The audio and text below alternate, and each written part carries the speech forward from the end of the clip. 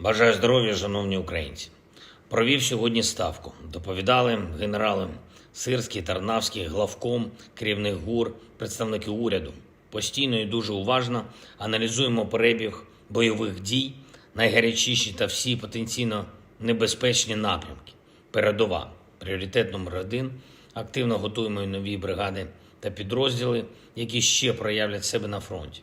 Питання їхнього забезпечення, тренування, інтеграції до загального плану оборони. Щоразу на засіданнях ставки додаємо важливих деталей. Усі в Україні маємо розуміти, що головним завданням держави є деокупація наших територій, повернення наших земель і наших людей з російської неволі. Ресурси держави спрямовуються передусім на це завдання. Я вдячний усім, хто допомагає, хто зберігає увагу світу до України, усім, хто створює в Україні робочі місця, хто сплачує податки, хто залишився в Україні і підтримує роботу своїх підприємств, усім, хто організовує збори для наших воїнів та відновлення, збори в Україні, в інших країнах.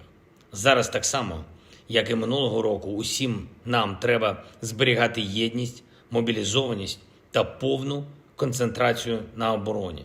Хочу сьогодні окремо подякувати кожному і кожній, хто на державних оборонних підприємствах та в бізнесі, який долучився, виробляє зброю та амуніцію, дрони, усім, хто ремонтує техніку, хто створює нову техніку, зокрема для розмінування.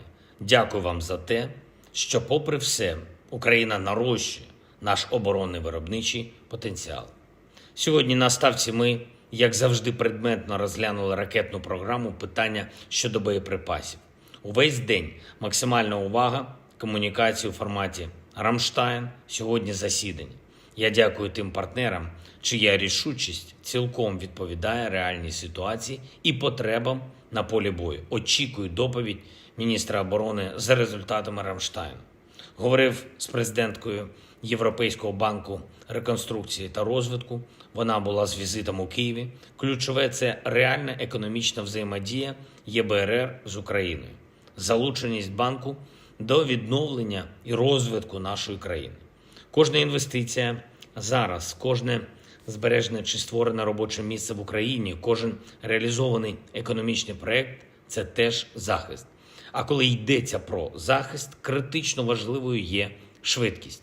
Звернули увагу ЄБРР, зокрема, на нагальні потреби у відбудові, на житлове будівництво, на інвестиційні можливості в Україні. Працювати з Україною та в Україні саме зараз – це реалізувати саме ту місію, заради якої і був створений ЄБРР.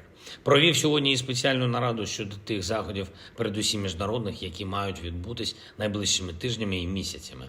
Ми детально опрацьовуємо зміст кожного заходу. Україна і наші воїни не мають часу на формальну політику та будь-які непрактичні речі. Кожен захід, кожні переговори, зустрічі мають дати конкретну допомогу обороні, мають конкретно посилювати наших воїнів і захист наших цінностей.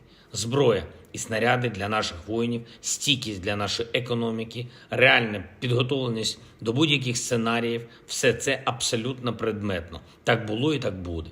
Звичайно, я хочу подякувати нашим воїнам Бахмут за сміливі дії 5-й окремій штурмовій бригаді. Дякую, хлопці. Лиманський напрямок за стійкість та надійне утримання позицій. 66-та окрема механізована бригада. Молодці. 96-та Київська зенітна ракетна бригада. Дякую вам, воїни, за влучність. Дякую всім, хто зараз на позиціях, в окопах, на бойових завданнях, на бойовому чергуванні. Дякую всім, хто допомагає фронту. І, будь ласка, згадуйте тих, хто віддав своє життя, захищаючи Україну і українців. Світла пам'ять нашим героям. Слава Україні!